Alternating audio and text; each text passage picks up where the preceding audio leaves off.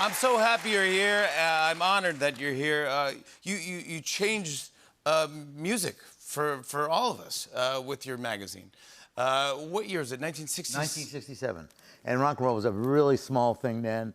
The Beatles, of course, were out, and the Stones were out, and Dylan was out, but it wasn't anything like today. And we kind of helped bring it to the world and say, hey, this stuff is great. But no one thought that no one took music seriously. Yeah.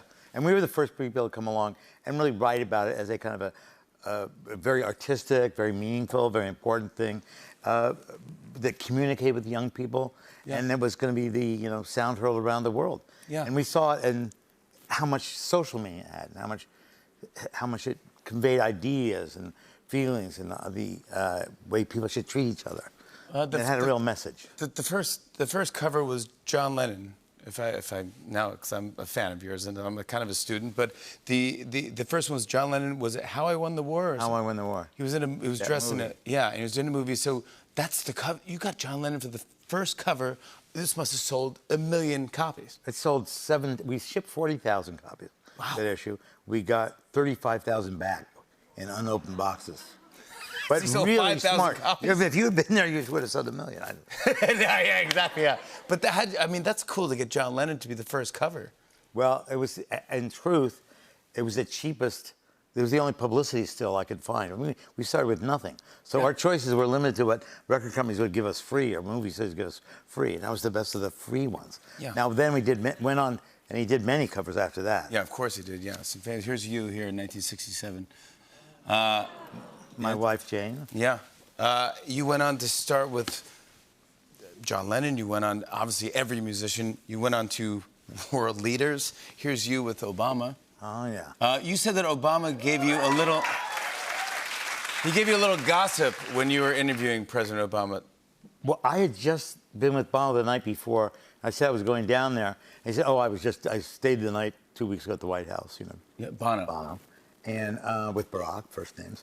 And I drank him, he says, and we went mano a mano with the drinks until like 2 or 3 o'clock in the morning. No. I just stayed with him. And I've seen Bono the next day. So I said, I saw Bono last night. He said that he drank you under the table. He says, you're kidding. I put him away. What? I had to carry him to the Lincoln bedroom. That's what he said. That's not true. It's the truth. President Obama said that he carried Bono to the Lincoln bedroom. Yeah. Now I'm not supposed to say that. That's totally discreet. Yeah, of course. Yeah. But no one's watching. Don't worry. But no one's watching. It's my reputation. Yeah. Last night you did a cool thing here in New York. You got interviewed by one of your old pals and Bruce Springsteen. That was great. I was going to ask you though, what's it like being interviewed, even like right now? But I mean, Bruce Springsteen, you've interviewed him, and your magazine is. He's not close to as good as you are. But first, thank you. I appreciate that. Do you hear that, Bruce? But he does. You can't host a talk show. But he does, and also sings better. I mean, no, you sing better than him. Let's face it. I've seen you play guitar. Yeah, but what was Bruce? Bruce was terrific. I mean, he's first off one of the nicest people you've ever met. Yes. And one of the most thoughtful people you've ever met. And we've known each other for years and years. We're quite good friends by this time. And so it was like a conversation between old friends in which our audience, about 900 people, got to kind of watch and participate in. And then Bruce did a great job of the interview. Can you tell the story that you were telling me about well, he was all in shape, and he said he didn't want to be Fat Elvis. Oh, God. Oh, yeah.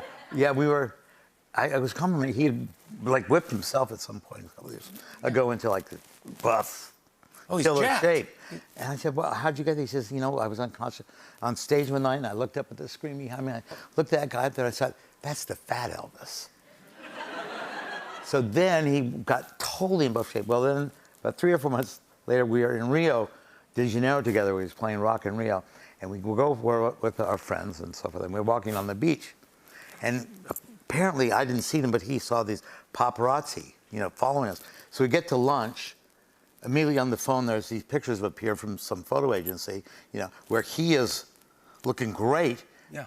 And I'm looking like my gut is hanging out. And I said, thanks, pal. Yeah. I mean, thanks for... He said, I saw them there. I said, well, thanks for alerting me. Thanks for warning me. Yeah, you're the one worried about... Yeah, you're Bruce Springsteen. You're jacked. I said... But he had a very funny thing to say about it. He says, because of the rapidity which those pictures appeared, he said, you can't go anywhere anymore, and then you're everywhere. Yeah, and you're everywhere. Yeah, there's all sorts of fun stories and photos in here. I like this picture of you, your family with Paul McCartney and his family. And I like this because you have a funny story. Theo, your son, his nickname was Beetle. Right. Yeah, Beetle, B-E-E-T-L-E, right? Sure. Right. And so in this picture, he actually went and found an actual beetle. And there's 3 beetles. Yeah, so Paul, beetle. and he's holding an actual beetle. There's one other thing that's important, interesting about that besides that story, is that Linda used to be a photographer for Rolling Stone in the very early days, 1967 and 68. And in, I believe it was 68 or something, she asked me if she could go to England and shoot the Beatles. I said, why did you want to go? I want to meet Paul. So he sent her. Wow. And the rest is history. Yeah. Yeah, just saying, no big deal. No big deal. Yeah, no big deal. Also, I now get so many royalties. Every time you play oh my yesterday, God, you're the 5th back. Beatle. Yeah, of course. And this no big deal. Just you sailing with Mick Jagger, no big deal. Everything's cool. Everything's fine.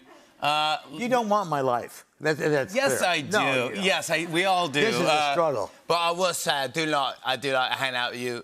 Do you remember we hung out? Yeah. We hung out with Mick. Well, I had a party from our house one night, and you were among the guests. And you had one of the best parties I've ever been to. That was fun. Ever. Well, you know. Epic.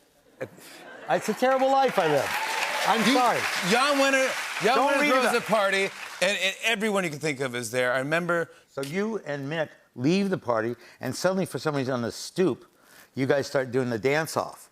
You know, of who could dance better. You, this one, and Mick makes his move. Yeah, Mick Jagger challenged me to a dance contest. Yeah, so dancing in the streets, guy. I'm like, calling out around the world. Are you ready? You ready? You ready? I'll point at you. Come on. It got loud. It got loud in the streets in New York. For every move he's making, Mick is trying to top him. Then it goes back. He's trying to top Mick. This goes on for about 5 minutes. Meanwhile, the entire neighbor gathered around, looking at it. Yeah, it was like West Side Story. It was unbelievable. Yeah, we had a dance. It was brilliant. I became mayor of the street after that. They love me. There's so many great stories in here, and man, what a life well lived. And thank you for everything you've done for music and just for being a good friend to us. We love you. Jan Wenner right there.